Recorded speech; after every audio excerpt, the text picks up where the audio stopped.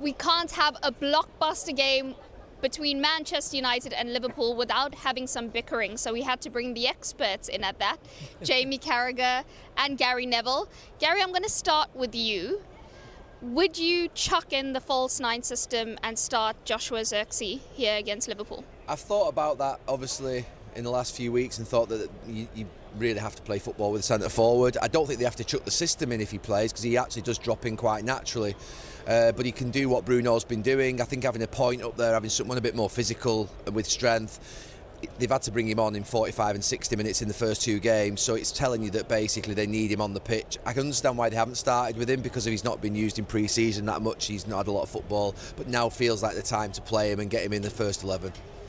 Jamie, do you think the absence of Mason Mount would actually encourage Ten Hag to play Xirkzee, because Mount has been leading the press with Bruno, so without him there they lose a bit of energy? Yeah, that is Mason Mount's strength. I mean, I'm a fan of Mason Mount, but I mean, you talk about a creative midfield player. His biggest strength is what you've just said. There is almost his energy and starting the press and getting after people. So I think Manchester United this season, when you talk about them defensively, they've probably been a little bit better, but I think a lot of that was maybe down to Mason Mount. I think Manchester United this season, only 2 games, I think they've won the ball in the final third more than anybody in the Premier League this season. So it shows an improvement there. I think it's a real conundrum for the manager, because I think he'll be wary of giving sort of too much space to Liverpool's midfield the way they play now. He probably would have wanted that extra body in there, but I'm not quite sure who else he can play. And I mean, you've spent what, 30-40 million pound on a striker. I think everybody in this stadium, Manchester United fans, will be expecting Xirkzee to play.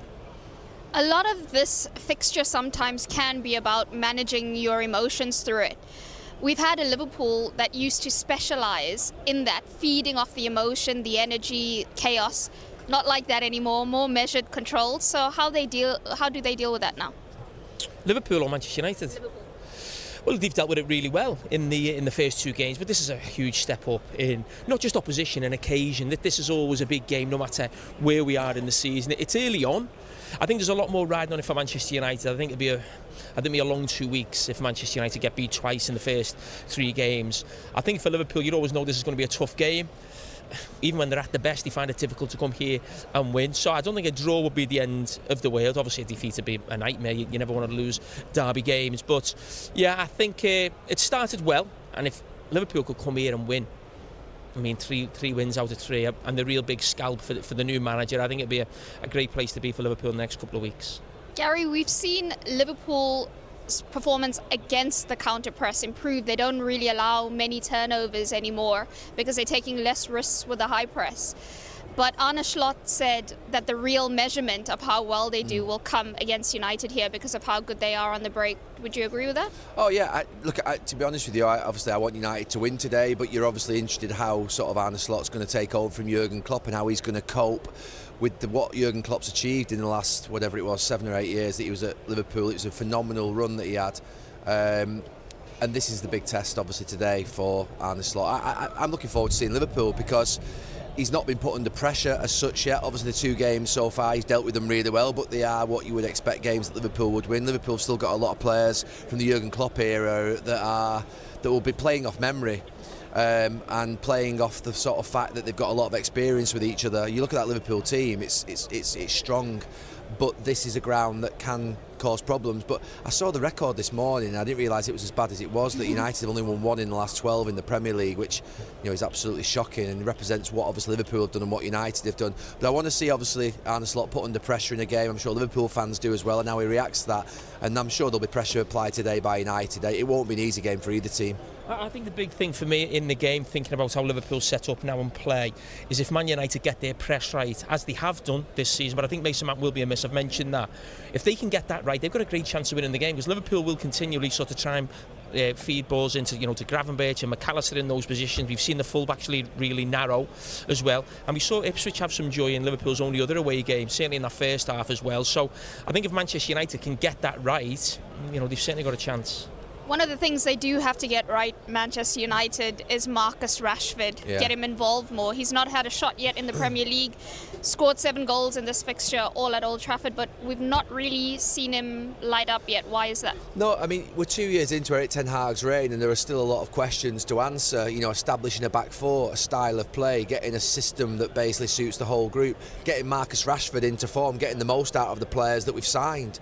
I mean, Manchester United, you think about it, I was thinking this yesterday when I saw that Jadon Sancho had left.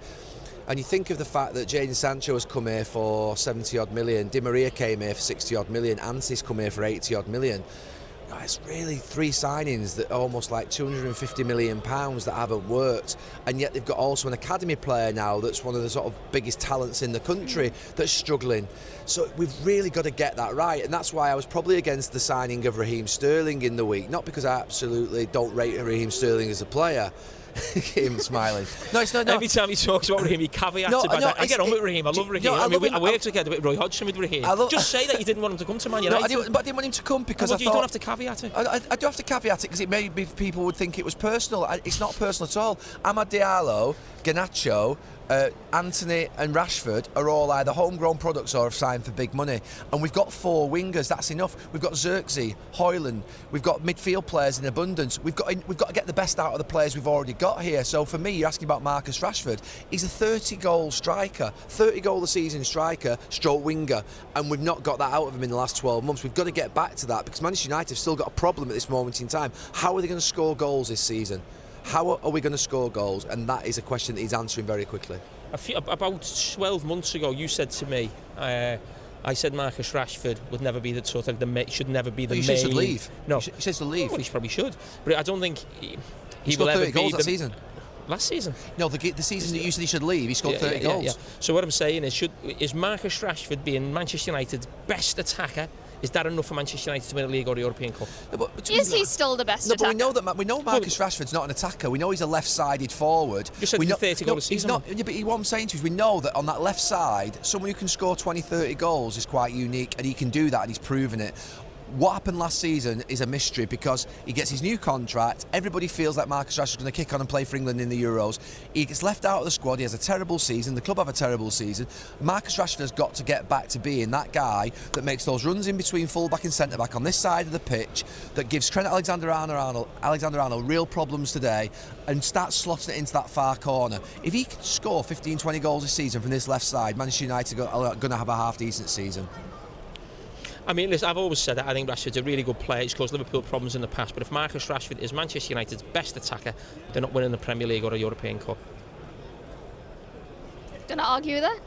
No, but my point is, Marcus Rashford is one of 22 players in the squad. I'm not asking him to be the best attacker in the club. I'm asking him to be the man who scores 15, 20 goals from that left-hand side of the pitch. I want Garnacho to score the same 15, 20 goals from that right-hand side of the pitch. And then in the middle is where the bigger question comes. He's pointing the pressure on Marcus Rashford. The problem is, can Xirkzee or Højlund become the strikers that Manchester United will need to get the goals that will take them towards a title in the next 3 or 4 years? They're big questions that Erik ten Hag's got to answer. And at this moment in time, what I would say is that United have got far more energy, far more youth. They look far more like a profile of team that I'd like to see at the club. Agati signing this week as well than I've seen in the last few years. Now, Erik ten Hag has still got to establish a style of play and a way of winning regularly with a style of play and an identity. That's the big thing. This club will demand from him, the City CEO, Dan Ashworth, will demand an identity and a style of play from him. Obviously, he's got to win. He can't finish 8th in the league. But we're still asking the question 2 years on about how Manchester United are going to play. In the first 2 games, we've changed back four, we've changed system, we've changed centre-forward and no centre-forward in the game. That's 3 big things within a game that have changed. He's not going to do it. So my point is, he's not going to do what Manchester United's board are asking for. He's not going to do. Well, he hasn't done it in the first 2 games, and he hasn't done it for 2 years, so why is he going to start now? Last year, he was obliterated with injuries. What we mustn't take lightly either, that it's very difficult to win trophies. And Erik ten Hag has won trophies, so let's not take that lightly either. He's won 2 trophies in 2 seasons, and sometimes if you can just get that little bit of luck and win trophies along the way and work it out and something can fall into place, which sometimes needs to happen, it may happen in this next few months. But in these next few months, Erik ten Hag will be judged. We're talking about Erik ten Hag's problems and the questions that he still needs to answer. Which lot, apart from how he reacts to a setback, what do you think are the blind spots for him? You mean weaknesses in his system and the setup? I mean, listen, look, going back to the first half against Ipswich, I was watching Liverpool and there was a few turnovers. Ipswich were winning it, and I think about that today, and I just think, as a coach, when you're trying to play from the back and you're trying to get into midfield, if it's not working, do you continue to do that and play into the opposition's hands if they're getting joy? And I think that's my one worry.